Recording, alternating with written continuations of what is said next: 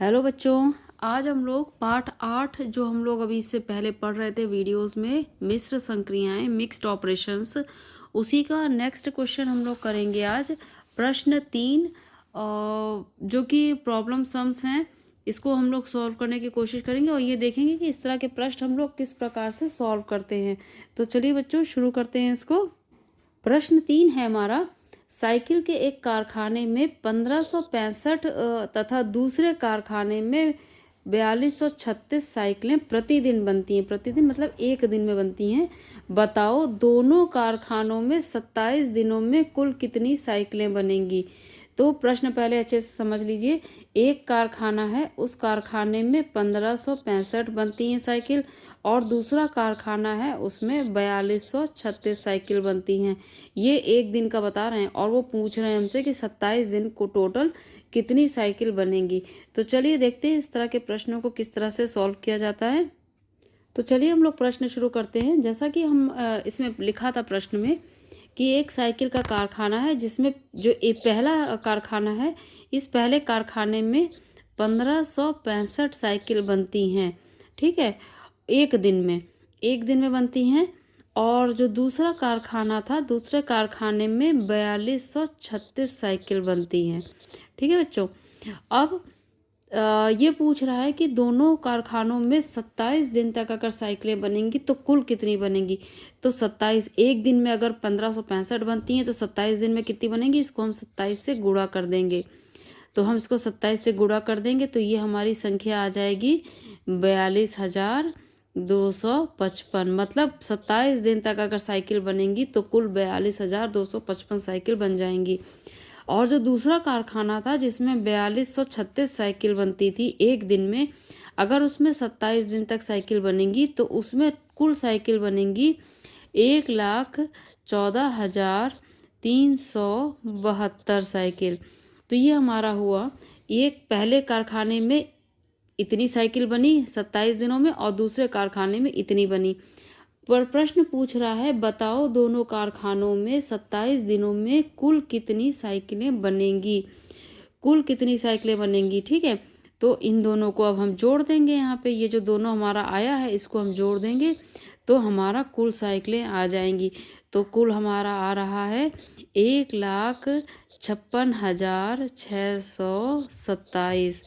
ये हमारा हो गया, इतनी कुल साइकिलें हो गई। ये हमारा उत्तर आ गया इसका। तो इसको आप लोग भी एक बार घर पे करके देखिएगा कि आप लोगों से सॉल्व हो पा रहा है। अगर कोई इसमें प्रॉब्लम आती है तो आप लोग बताइएगा। ठीक है बच्चों। अब दूसरा प्रश्न देखते हैं हम लोग। दूसरा प्रश्न है, अमन ने 300 रुपये की दर से 8 बस्ते खरीदे। ठीक है, उसने 8 बस्ते खरीदे। कितने बस्ते खरीदे? 8 बस्ते खरीदे। और 75 रुपये की दर से 16 रजिस्टर खरीदे। ठीक है, 8 बैग खरीदे और 16 रजिस्टर खरीदे उसने। ठीक, यहाँ पे हमने दर दी हुई है, मतलब दर का मतलब होता है 300 रुपये की दर का मतलब एक बैग उसने कितने का खरीदा, एक बैग खरीदा उसने 300 रुपये का, और कुल खरीदे थे उसने 8। और इसी प्रकार अगर हम रजिस्टर की बात करें तो 75 रुपये की दर से खरीदा था। इसका मतलब उसने एक रजिस्टर कितने का खरीदा, एक रजिस्टर उसने खरीदा 75 रुपये का। चलिए इस तरह के प्रश्नों को हम लोग देखते हैं कि किस तरह से सॉल्व किया जाता है। लास्ट में इसमें जानना है हमें कि दोनों वस्तुओं में, बैग और रजिस्टर में इसने जो टोटल खर्चा किया उसका कुल कितना अंतर आया। तब चलिए बच्चों शुरू करते हैं। देखिए इसमें है, अमन ने 300 रुपये की दर से 8 बस्ते खरीदे थे उसने। 300 रुपये की दर से का मतलब होता है कि उसने एक बैग कितने का खरीदा था, 300 रुपये का खरीदा था। ठीक, एक बैग उसने 300 रुपये का खरीदा। और उसने टोटल बैग कितने खरीदे थे, उसने टोटल 8 बैग खरीदे। टोटल 8 बैग खरीदे तो 8 बैग का मतलब 8 इंटू 300 हुआ। तो ये कितना हो गया हमारा, ये कितना हो गया, इसमें कितना पैसा खर्च किया उसने, 2400 रुपये खर्च किया। ठीक, नेक्स्ट उसने और क्या खरीदा, उसने 75 रुपये की दर से 16 रजिस्टर खरीदे। इसका मतलब उसने एक रजिस्टर कितने का खरीदा था, एक रजिस्टर कितने का खरीदा उसने, 75 रुपये का। ठीक, और उसने टोटल रजिस्टर कितने खरीदे थे, 16 रजिस्टर खरीदे उसने। टोटल उसने 16 रजिस्टर खरीदे, तो हम क्या करेंगे, एक रजिस्टर 75 का, तो 16 रजिस्टर कितने के, 16 इंटू 75 कर देंगे। तो ये कितना आ जाएगा हमारा, ये आ गया हमारा 1200 रुपया। अब प्रश्न पूछ रहा है दोनों वस्तुओं में खर्च किए गए रुपयों का अंतर। 8 बैग खरीदने में उसने 2400 रुपये खर्च किए, रजिस्टर खरीदने में उसने 1200 रुपये खर्च किए। अब ये पूछ रहा है दोनों वस्तुओं में खर्च किए गए रुपयों का अंतर। तो पहला जो उसने खर्च किया वो 2400 रुपये खर्च किया, और दूसरा उसने खर्च किया 1200 रुपया खर्च किया। इन दोनों का हमको अंतर निकालना है, तो हम घटा देंगे, 24 में से 1200 गया तो ये बच जाएगा हमारा 1200। तो ये हमारा उत्तर आ जाएगा, ये हमारा आंसर। इसका मतलब कि दोनों में जो खर्चा किया उसमें से कितना अंतर बचा, 1200 रुपये का अंतर बचा। तो ये हो गया हमारा प्रश्न 4। प्रश्न 5 पढ़ते हैं बच्चों हम लोग। प्रश्न 5 है, बरखा ने 20 रुपये की दर से, देखिए फिर यहाँ दर दे रहा है, 20 रुपये की दर से 72 पेन खरीदे। इसका मतलब कि एक पेन कितना का खरीदा उसने, 72 पेन तो कुल खरीदे, लेकिन एक पेन उसने 20 रुपये का खरीदा। यहाँ पे दर दे रखी है ना, तो एक पेन उसने 20 रुपये का खरीदा, और 200 रुपये की दर से 3 पुस्तक खरीदे। इसके मतलब एक पुस्तक जो उसने कितने की खरीदी, 200 रुपये की खरीदी। इतना खर्च करने के बाद भी उसके पास कितने पैसे बचे, 6500 रुपये बचे हैं। बरखा कितने रुपए लेकर बाजार गई थी। प्रश्न समझ में आ रहा है आपको। जितना खर्चा किया बरखा ने पेन के ऊपर और बुक के ऊपर, इन दोनों को हम लोग पहले दर से इसको गुणा करके और दोनों का कीमत निकाल लेंगे, दोनों को जोड़ देंगे और बाद में इसको हम घटा देंगे। देखिए ये वही क्रम है जो हम लोग ने मिश्र संक्रियाओं में किया था, पहले गुणा, उसके बाद जोड़ और उसके बाद घटाना। तो चलिए ये प्रश्न शुरू करते हैं, देखते हैं किस तरह से इसको सॉल्व किया जाता है। प्रश्न में दिया हुआ है कि बरखा ने 20 रुपये की दर से 72 पेन खरीदे। ठीक, इसका मतलब दर क्या थी पेन को खरीदने की, एक पेन उसने कितने में खरीदा, एक पेन उसने खरीदा 20 रुपये में। ठीक है, दर का मतलब यही होता है। 72 पेन खरीदे किस दर से, 20, इसका मतलब एक पेन खरीदा 20 रुपये में।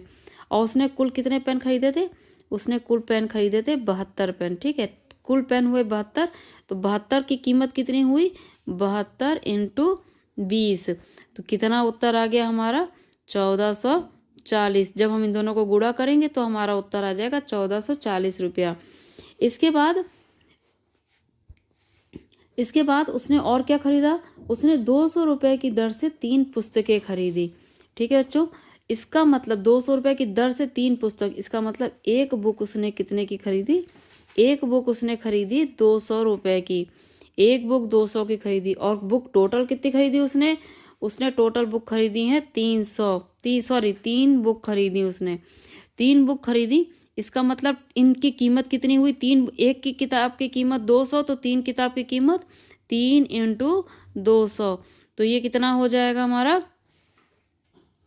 तो बच्चों यहाँ तक आपको समझ में आ गया कि एक पेन 20 का, 72 पेन 1440 का, और एक बुक 200 की, और 3 बुक्स जो हैं वो 3 से गुणा कर देंगे 200 को, तो हमारे पास टोटल आ गया 600 की।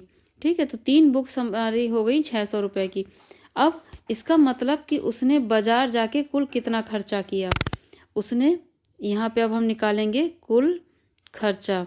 उसने कुल खर्चा कितना किया, 1440 रुपये की तो उसने पेन खरीदी।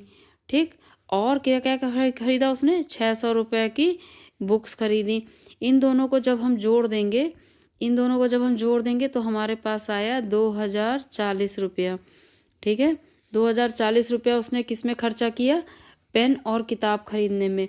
अब उसके पास कुल बचा, कितना बचा उसके पास, कुल अभी भी उसके पास बचा हुआ है पैसा, इतना खर्चा करने के बाद उसके पास बचा हुआ है 6500 रुपये, इतना उसके पास बचा हुआ है।